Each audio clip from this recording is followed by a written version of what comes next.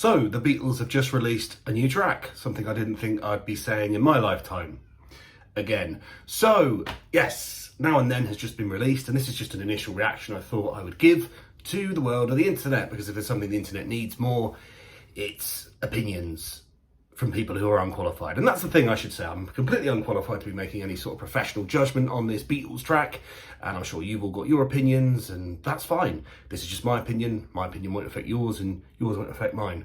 So let's start by saying that what a fantastic project. The fact that in 2023 we are hearing a song that was recorded, 5 decades ago, and was worked on for a bit, a quarter of a century ago, and is now being produced in 2022, 2023, and it's been released. It's incredible. And from the Beatles, that's fantastic. I hate to be that guy, and there's a lot of love in the world today off the back of this song, but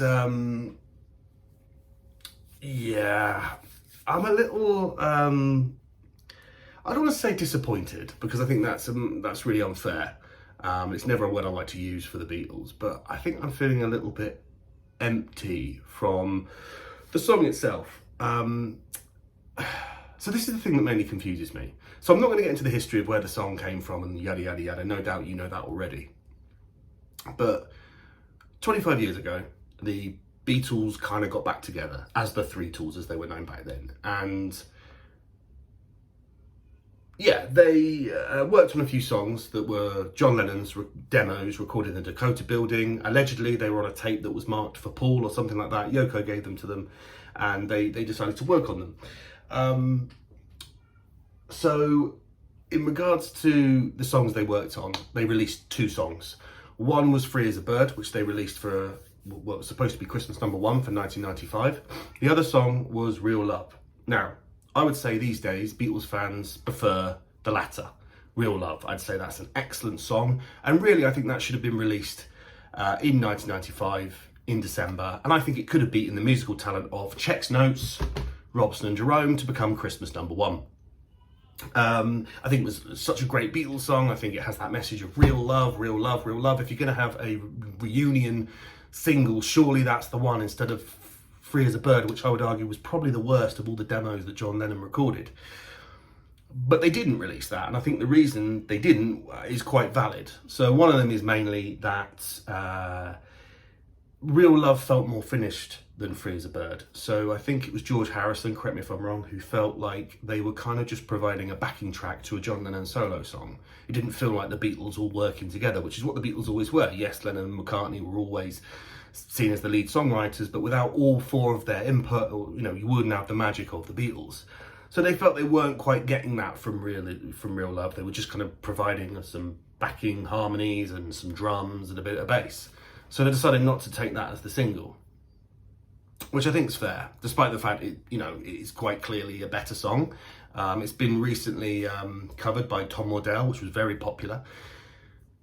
But yeah, I understand that reason, which is why I'm a little bit confused of the fact that this Now and Then just feels very much the same as Real Love. It feels like a John Lennon solo song that has just had a little bit of backing from the other 3 Beatles.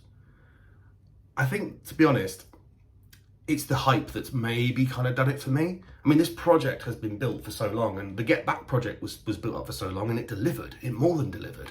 So when Peter Jackson was involved, and Paul McCartney was coming out and talking about this new song with, by the way, why did he keep using the word AI? I know technically it's AI technology, but saying that this new Beatles song was AI just sounded like they were going to put into a computer, make John Lennon sound like that, and then suddenly this robot voice was going to sound like John Lennon.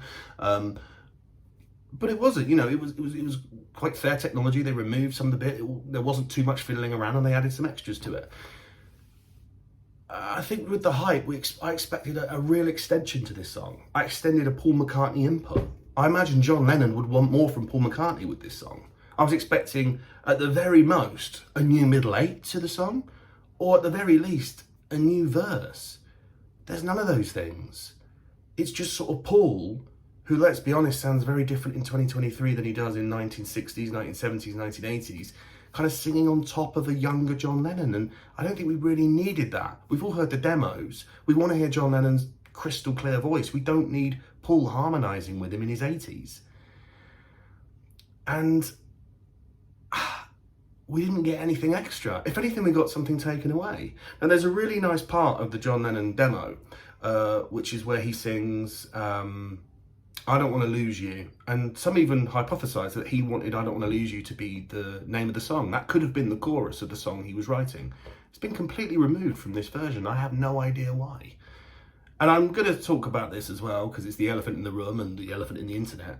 We have all heard a version of Now and Then before. There was a version that's been knocking around the internet for about 10 years, and fans really quite liked it. This was put together by a guy who was part of an organisation called I Am Phony, which was, I think, like an ARG / kind of fun conspiracy bunch of videos about the whole Paul is dead thing. And one day he decided to just do some music, and he created a separate account, I think, or it might have been on the same account, and did a version of Now and Then. It's incredible. It's really, really good. And although it's been deleted left, right and centre from YouTube since this project's been on, I have found a version of it today. There's an extended version that's been put on there, and it just takes that song to the next level. The problem with the Beatles version of Now and Then, mad that I'm saying the Beatles version, as dare I say it, the lesser version. Anyway, the Now and Then version that was released today from the Beatles, it almost can't get out of third gear. It sounds like it's building to something and it never quite gets there. It sounds good. I'm not saying it's bad. I'm not saying it's a bad song. It really is good, but it's building to something that never quite gets there. Whereas the version that we've heard from, let's call them I Am Phony, or that organisation or whoever was involved with them, really pushes it up a level, adds some extra effects, and it just has this real energy to it. It almost becomes an anthem. Whereas I feel the reason that the version that was released today never really quite gets there. I'm also a little bit disappointed with the whole "This is the last Beatles" song, because as Yoda would say, there is another.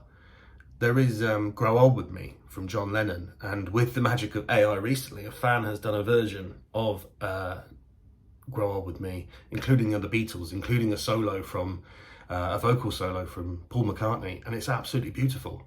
Had they worked on that, dare I say, we wouldn't be hearing a song now. We'd be hearing a song in November, because I'm telling you now, Grow Old With Me, with the Beatles involved, and allegedly there is some input from George in the 90s. I don't know whether that's true or not, but if you did release that as the official last Beatles song, it has such a more beautiful and bittersweet sound to it.